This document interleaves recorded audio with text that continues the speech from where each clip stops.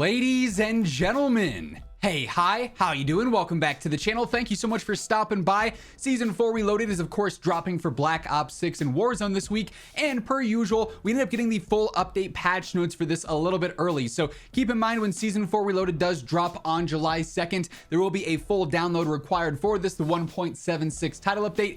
Everyone's gonna have to go through that, then you'll be able to access the season 4 content and all the new updates. So we've got our updated patch notes page across global stuff, multiplayer, zombies, Warzone. I'll have timestamps down below for the specific sections if you're looking to jump to one of those in specific, of course. And as we do go through everything here today, if you guys enjoy the video, you find the info helpful, a like rating is always seriously appreciated. And if you're new to the channel, you want to make sure that each and every day you're in the know for all things going on in COD. Be sure to hit that subscribe button, turn on those post notifications, and help get us one step closer to reaching 1 million subscribers. First up, of course, we got our welcome to season 4 Reloaded, detailing all the content updates. We already know about all this stuff. They detailed this in the blogs last week that we covered in separate videos here. We got new weapons, of course, coming, some new aftermarket parts, new zombies, LTMs. Like I said, all this content coverage originally dropped during that Reloaded blog post from last week. But then we get into our global updates right away. Just some small ones here, it seems like. Movement updates, additional improvements to player collision that could cause players to get stuck when colliding with each other, particularly when teammates are prone. So they have gone through, they've updated that.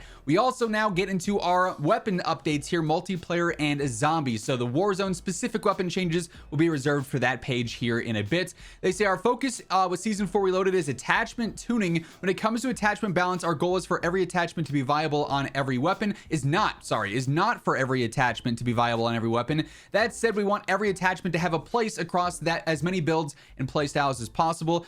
These changes fall into two main buckets. One, portfolio-wide improvements to attachments that have lower usage, and two, targeted weapon-specific changes to enable new builds. Among the list of attachments receiving buffs across all weapons are the short barrel, lightweight foregrip, precision foregrip, fast motion laser, target laser, and combat stock. An example of the targeted change is the C9, which had its tac laser significantly improved. So as we get into these attachment changes here, good grief, I have to imagine this is a lot of copy and paste originally. So attachment adjustments, recoil springs, vertical recoil improvement, horizontal recoil improvement, all increased. Gain twist barrel velocity buff, short barrel, jump sprint to fire, and jump ADS buffs, ported compensator, recoil improvements there, lightweight foregrip idle sway improvement, precision idle sway improvement, ergonomic slide to fire and dive to fire improvement, CQB slide to fire and dive to fire improvement, steady aim laser hip fire spread improvement, fast motion laser jump hip fire spread, slide spread, dive spread, all improved as well. Target laser steadiness improved and idle sway delay increased. Tac laser, tac stance spread improved, tac stance ADS movement improved, infiltrator stock ADS movement speed buffed, that's solid there. Balance stock, same deal. Combat stock, same deal. Since it seems like it's a lot of copy and paste here, we're not going to go through every single one in specific, just rereading the same thing, but it does seem like those were several of the things that were adjusted on any given weapon. It's just not the same extent on every single weapon. Like the XM4 saw balance stock and combat stock, whereas the AK just saw the combat stock, so on and so forth. So if you want the exact specifics, of course, you can feel free to pause the video as we're going through it, but you kind of get the gist of it as you're going through, and it's basically just buffing all those ones in specific on all the different rifles here. It's just varying, you know, between, like, for instance, the heavy stock got a flinch buff here on the Model L for multiplayer and zombies. GPR is seeing similar updates there as well. Goblin 2, AS Val, the Krig, list goes on and on. The Cypher, good grief, they went all in. I don't know why they don't just apply these, like, and list the guns out afterwards. Like maybe say lightweight foregrip, you know, idle sway buffed, and then list the guns. I feel like that might be a little bit of an easier way to lay it out as they're going through all this, but obviously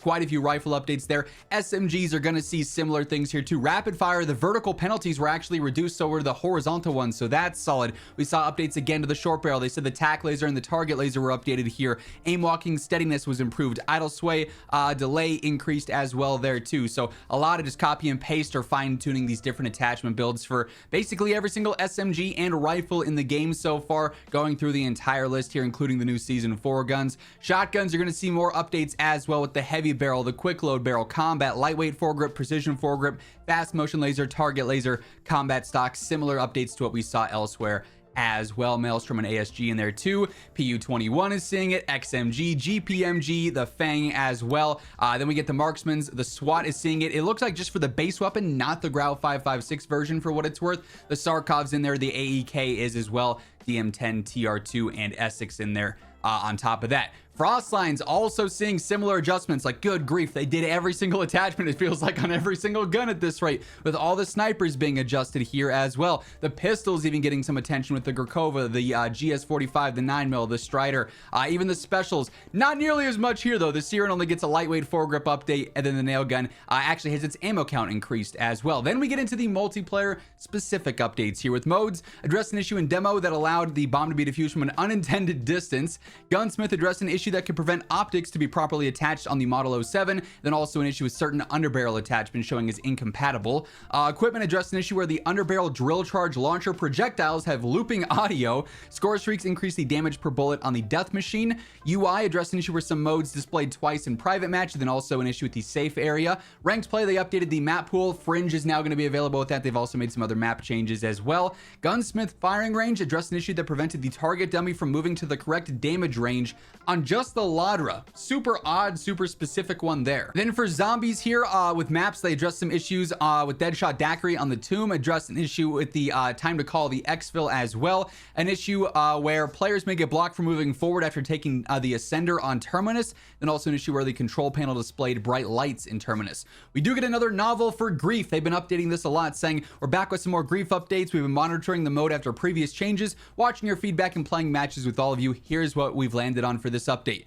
P2P interactions, player to player. We believe that slowing and pushing other players as well as interrupting revives are core to the Grief experience. However, we do believe that they've been doing too much on health regen that's caused players to over-index the melee build. Starting with Season 4 Reloaded, these player-to-player interactions no longer interrupt the other player's health regen. Gobblegums, keeping a close eye on this. We're restricting Gobblegums that remove skill as an element of reviving your teammates. This includes Near Death, Phoenix Up, and Nowhere But There. The new rewards, as a little encouragement for players to finish out a match, Grief will now serve as a new way to earn whimsical Gobblegums. The winning team now receives 2 random whimsicals, and the other team will receive 1 random whimsical once victory and defeat are declared. Then with the Grief adjustments, we've previously mentioned that we don't believe any Grief should be able to be ignored, and we've made changes across the board in this update to make every capture zone count. Additionally, after a capture zone has been completed, zombies will begin to enter the space faster to make sure they're a constant threat. So just updating that. So they give us the rundown in the novel form, then they give us the specifics in the patch notes here, basically changing that up. With weapons, they address an issue with some blueprints there, and also an issue where launcher projectiles from the underbarrel drill charge could result in looping audio. So same deal as we saw earlier. Perks address an issue with the SFX with PhD Slider and Tribologist. Address an issue where quick revive would not be done in the correct placement at times. Equipment addressed an issue where the icon on the tack slot was missing sometimes, also an issue with shock charges and exploit there. Field upgrades addressed an issue where the Frost Blast unlock condition shows incorrect values. Addressed an issue where players were unable to shoot out the tentacle trap after being grabbed with the dark flare. They made some slight power-up adjustments, some slight loot adjustments as well. Addressed an issue in game with the Intel Splash for the ethereal statue displays, but does not unlock in the menu. Enemies, they addressed an issue with the Doppelgast, and then also an issue where enemy zombies were sometimes missing their eyes glowing, I guess. UI addressed an issue where the weapon UI icon may not appear on the weapon from the mystery box, and then also addressed an issue where the void cannon showed an incorrect name and match noties. Graphics addressed an issue with the low health trigger too early. Addressed an issue where graphical corruption could be seen from a distance in the service tunnel in Shattered Veil, and you already know we got various stability issues for zombies. Now let's jump over to the Warzone patch notes. So here we do have the Beavis and Butthead event kicking off later this week. It's going to be one of those paid premium trial tiers, but then there's also the free track as well. The free track gives you the new SVD full auto, the pickaxe, and then also the Olympia weapon. The train on Verdansk is rolling into this half season with familiar upgrades, added a buy station on it and a UAV tower on it as well, but that's not available in ranked play. New modes, Havoc Royale. It's going to be like Resurgence on Verdansk, but with different power-ups. It's going to be really interesting. There's going to be a charge jump, cranked, crouch potato, ICU, melon heads, make it rain in unregulated airspace. We talked about those in the blog last week. There's also some finale modifiers as well. Resurgence Casual is going to be 12 players, so only 3 full teams for quads, 32 bots. So if you're interested in casual gameplay, but you want it on Resurgence instead of Battle Royale, that's now going to be an option there. Returning Resurgence ranked play as a competitive mode. Our playlist update right now. So this is what we've got going on. Battle Royale solos, duos, and quads. So solos is staying. We also have Resurgence solos, duos, and quads. Plunder quads, Havoc quads, ranked play trios on Resurgence and Verdansk. Battle Royale casual solos and quads, Resurgence casual quads. That's a lot. They also don't give us a date for how long this is going to last, so we'll have to keep our eyes out on that. Ranked play Resurgence obviously returning pretty standard there. There's going to be no death SR fee apparently with this, so that's kind of interesting here. Yeah, death penalties removed. We removed death penalties from ranked Resurgence just for that though. Standard Battle Royale is still going to have that stuff, it seems like. Rewards and progressions, so it's going to be the shared rewards that'll be unified, so same rewards we've already had for this season here. Similar restrictions on the contracts as well. Loot and economy updated the ground loot. Season 4 weapons are now available as ground loot across all modes. The care package is going to be in Battle Royale with the specialist, hand cannon, bunker buster, armor satchel, self-revive, door barricade, ammo box, and armor box. There's also updated lootable perks on Resurgence and Plunder. Shrouded, irradiated, loot master, cold-blooded, reactive armor, and bird's eye are all available there. Contracts, most wanted spawns will now only begin after the first circle has ended, so you can't land on a most wanted anymore. That's actually pretty interesting. Contract reveal timings below outlines the final circle in which various contracts will spawn, so you'll just be able to know bomb plants only spawn with circle 3, supply run circle 3, most wanted circle 4, bounty, so on and so forth. No more contracts will spawn at all once the 4th circle ends there. Most wanted contracts, they've doubled the monetary payout for killing the most wanted target. We've seen some minor problems with most wanted contracts being primarily completed right on drop and being completed with little no conflict more often than desired, along with the lack of contracts later in the game. We'll be doing some readjustments to the contract spawns in BR and the rewards for killing most wanted to address this. So they don't want people landing on those right away just to get their loadouts instantly. They want most wanteds to cause conflict in game. New Loot Master, this is a perk that gives you more stuff out of chests and whatnot, available in Resurgence and Plunder. Reactive Armor now regens over 35 seconds. Tracker reduced the total marked targets from 5 to 1, so it's a slight nerf there. Close range duration, mid-range duration, and long-range duration were all decreased. The Combat Scout style effective tracker was originally intended to support long-range play. Over time, it became more dominant in short to mid-ranges. With wall penetration and visibility removed, the perk was rebalanced to mark multiple enemies, but 5 proved excessive. We're turning the focus to just 1 there. Grenadier equipment is now deployed faster. Health regen delay from explosives is also now faster. Bomb Squad reduced damage now applies to self-inflicted explosive damage, and explosive damage reduction was actually buffed. So Bomb Squad's even better now. That's actually huge. Restock, the time for regen was increased. For Scavenger, the amount of cash dropped was actually decreased. For Reflexes, the explosive delay time increased a tad bit as well. This change is intended to give players just enough time to react in moments like reaching the top of an ascender.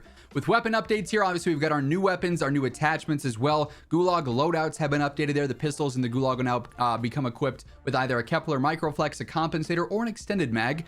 Default loadouts have also been updated here. We also see the same attachment updates across these weapons as well that we saw, basically buffing all these various different attachments on these guns. AKCs, a ton of them, as do the other rifles. It looks like it's just attachment changes though. Again, at least base here, there's no actual base weapon updates for that, just attachments. Same deal on the aims, it looks like. Same deal on the AS Val, same deal on the AMAX here. Same deal on the Cypher as well, the FFAR, the Goblin as we scroll on, the GPR as we scroll on, the Kilo as we scroll on, and there we go. I was looking for the Krig. Damage range nerfed across the board on the Krig. That's its default base damage. Additional adjustments: arm multiplier nerf, ADS movement speed nerf, sprint to fire speed was increased, bullet velocity decreased, flinch resistance reduced. So the Krig actually gets some nerfs to its range and some of its mobility and whatnot. It also sees the attachment buffs as well, for what it's worth. Model L sees similar attachment updates, as does the XM4. The MCW from MW3, range buff, damage buff. Okay, that's kind of interesting, but the long range damage gets worse. That's kind of a bummer. Headshot multiplier nerfed, upper torso and lower torso multipliers nerfed as well. The STG damage buff across the board. Interesting. Also less visual recoil. STG might be kind of good. M13B damage buffs and range buffs. That's interesting. Velocity increase, headshot multiplier decrease though. Torso decrease, leg decrease, ADS speed movement increased, ADS speed reduced gun kick and visual recoil. So interesting changes here for the M13B. The M4 Harbinger kit also saw some slight adjustments as well. C9 gets a bunch of attachment updates, still going to be a great SMG there. The Jackal does more of the same, Compact does as well. So does the KSV with all these attachment buffs. The Ladra sees more of the same. The LC10, no base nerf to the LC10. That just doesn't change the SMG meta all that much. PP919 sees the same updates. PPSH does as well. So does the SOG with all the attachment updates. So does the Tanto. AMR9, the Etten double barrel kit. Minimum damage decreased. Medium 1 damage range decreased. Leg modifier increased. 25% damage range penalty removed. So that's kind of interesting, but it shoots out the further you get out. It's just not worth. Striker. No, they've nerfed my striker. Oh man, this might be my fault. I'm so sorry.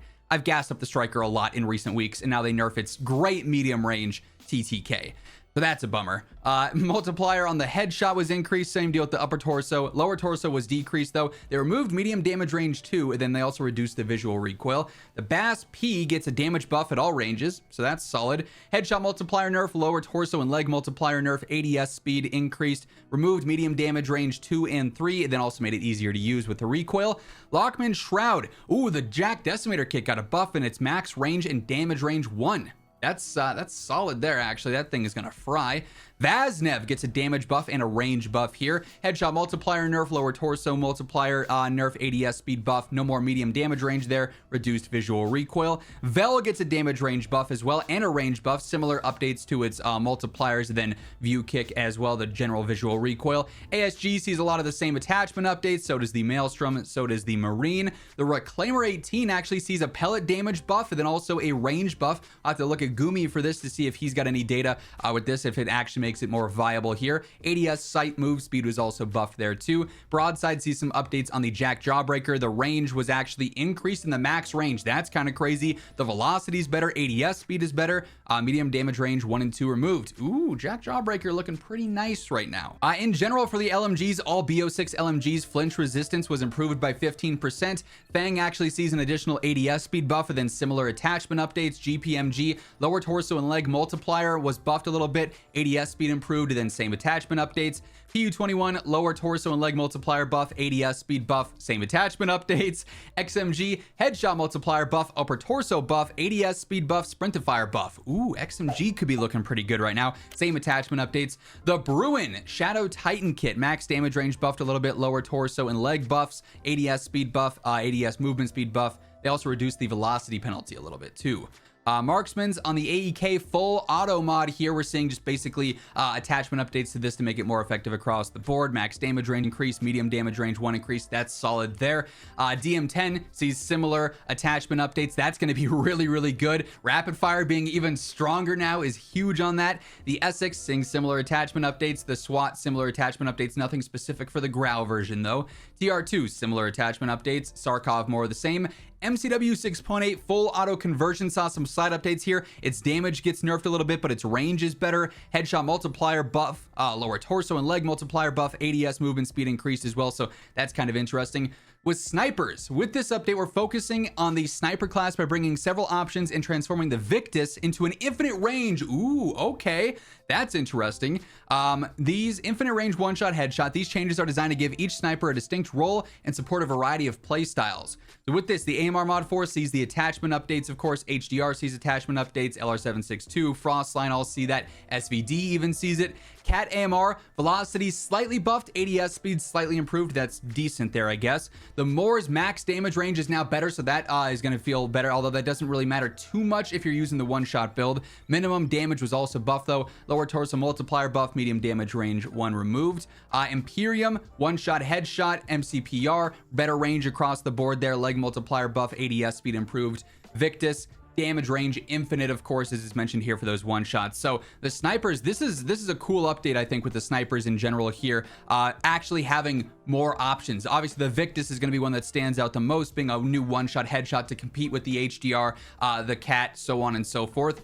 That's solid. And then the pistols here also seeing the similar attachment updates. We would be here for 2.5 hours if I read out all of those. Siren gets that auto sway improvement for multiplayer. Then Nailgun gets its ammo increased as well. We then have some UI updates.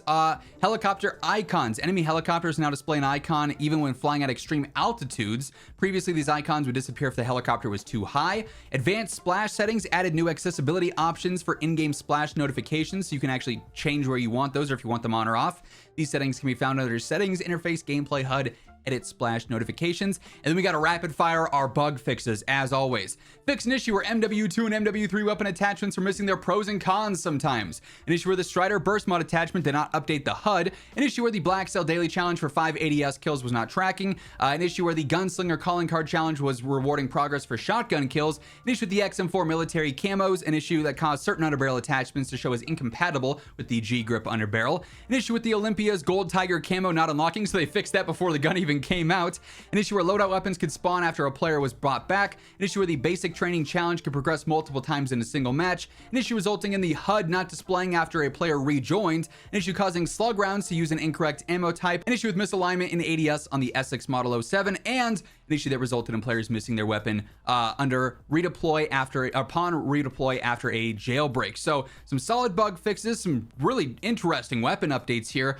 Unfortunately, nothing on servers, nothing on the anti-cheat. I wasn't expecting anything there per usual. We'll have to see if they come out with anything in the coming days or if they make any secret changes to that. But that is everything that changed or will be changing with the Season 4 Reloaded update as that drops tomorrow. Of course, we'll be going over the new best weapons, other things to look out for, reacting to the updates in general. If you guys enjoyed the video, though, a like rating is always seriously appreciated. If you're new to the channel, you want to make sure you're up to date with everything I post every day. Be sure to hit that subscribe button. But once again, thank you so much for tuning in. And until next time, take it easy, have an awesome rest of your day, and I'll catch you later. Peace out.